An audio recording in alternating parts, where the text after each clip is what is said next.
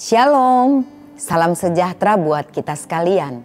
Saudara yang dikasihi Tuhan, satu kali seorang manajer yang memiliki gaji 100 juta per bulan sedang berdiri di tepi pantai dan memandang ke arah laut ketika seorang nelayan merapatkan perahunya.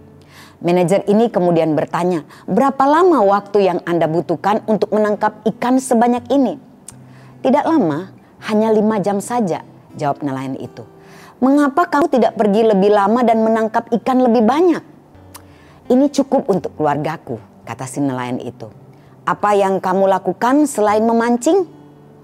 "Saya bermain dengan anak-anakku, tidur siang, makan siang bersama keluarga, mengantar dan menjemput anak ke sekolah, bermain gitar, ngobrol dengan teman-temanku. Ya, hidup yang begitu kunikmati."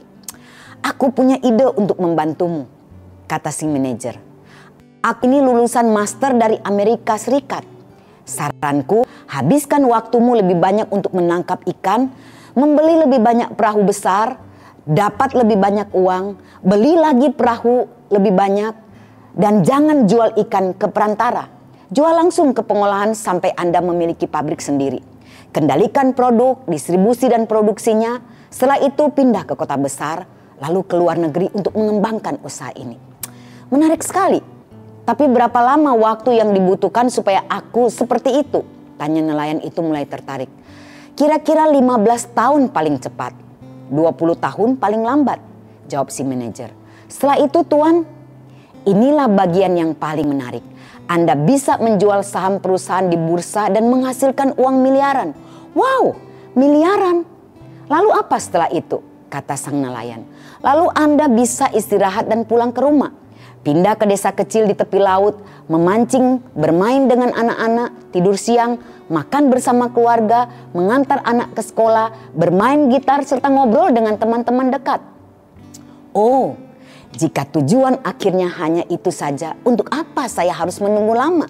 Saat ini saya telah mendapatkan apa yang saya inginkan. Kalau aku harus menunggu 20 tahun lagi, anak-anakku sudah besar. Jadi tidak mungkin aku bermain dan mengantar mereka ke sekolah," jawab si nelayan sambil meninggalkan sang pengelola yang kebingungan.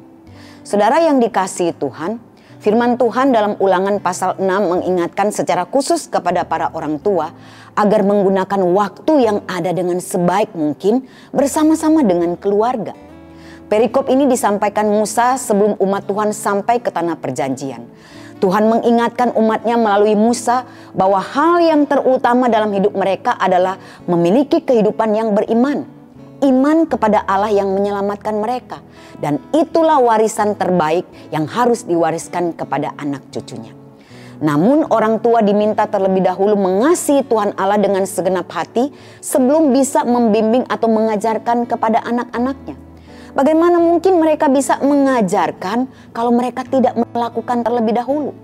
Itulah sebabnya Musa menyampaikan dengan tegas, "Apa yang kuperintahkan kepadamu pada hari ini haruslah engkau perhatikan." Orang tua harus menjadi sosok teladan iman yang baik bagi anak-anak. Dan salah satu upaya yang dapat dilakukan oleh para orang tua untuk mengungkapkan kasih kepada Allah dapat dilakukan dengan memperhatikan kerohanian anak-anaknya. Orang tua memegang peran utama dalam mempersiapkan anak-anaknya agar hidup mereka berkenan kepada Allah dengan pendidikan kerohanian yang baik yang sesuai kebenaran firman Tuhan. Dan ayat yang ke-7 berkata, "Haruslah engkau mengajarkannya berulang-ulang kepada anak-anakmu." Saudara yang dikasihi oleh Tuhan, orang tua diharapkan membicarakannya itu berulang-ulang dimanapun mereka berada. Mempersiapkan anak agar mereka hidup berkenan dan mengasihi Allah harus dilakukan secara berulang-ulang dan terus-menerus melalui praktek kehidupan nyata. Dan itu harus disampaikan dan diingatkan secara langsung kepada mereka, dan itu membutuhkan waktu. Karena itu pakailah waktu yang ada. Jangan pernah sia-siakan waktu itu. Jangan pula menunda-nunda waktu yang ada, sebab waktu itu tidak akan terulang kembali. Jadilah orang tua yang bijaksana dan bertanggung jawab, bukan hanya secara jasmani tapi juga secara rohani. Wariskan warisan rohani itu kepada anak cucu kita mulai dari sekarang ini. Kiranya Tuhan menolong kita.